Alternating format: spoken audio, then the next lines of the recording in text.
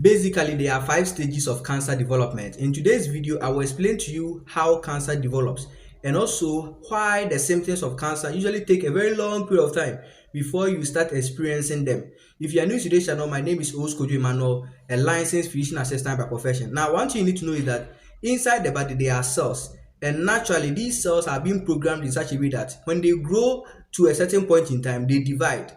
Then after some time, then they die off.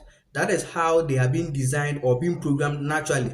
But sometimes some cells try to bypass this natural phenomenon, and this bring about cancer formation. Now, let us first look at how cancer develops. There are 5 stages. Number one is hyperplasia. This is where the cells now start dividing at a faster rate. Have it in mind that naturally the cells have to divide, but they shouldn't divide at a faster rate. So when they start becoming cancerous, they now start dividing at a faster rate, and that is hyperplasia. Number two is metaplasia. This is where the cells now start changing shape and form. So at this point, they look a bit different as compared to the normal cells, but they have not completely changed their form. They have now begin changing their state and form.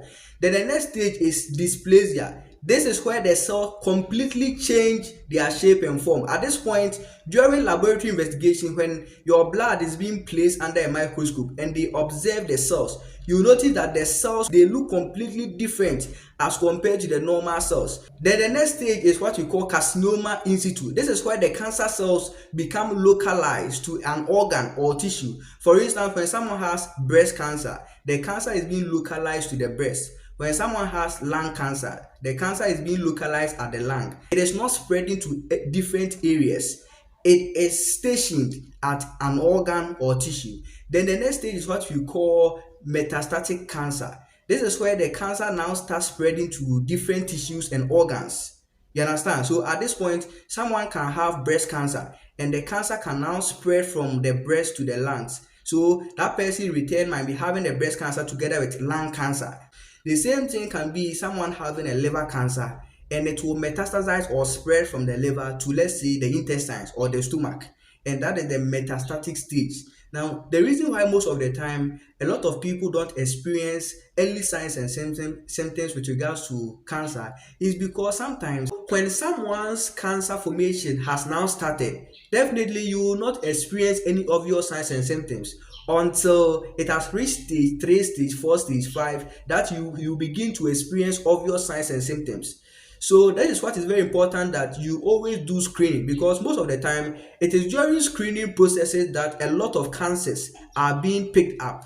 Sometimes someone might be experiencing breast pain and will go to the hospital, and the doctor, through the assessment and some investigations, will notice that you have a lump, and then we will take an investigation, and then it will pick it up that you have a breast cancer. Sometimes someone might be having some other complaints, and through screening, then they will pick it up that you have a cancer. So if you don't do regular screening, you might not notice that you have cancer, because the signs and symptoms might not be showing at that point in time. So this is what I would want you to know about how cancer develops, and why most cancers, the signs and symptoms usually take a very long period of time before you begin experiencing it. If you find this video helpful, feel free, subscribe to this channel for more videos, like this video, and then share this video to many people. I'm giving my viewers the opportunity to recommend some topics that they would want me to make a video on. So if you actually want me to make a video on a specific topic, drop your comment in the comment section, and I will make sure that I make a video on such a topic for you.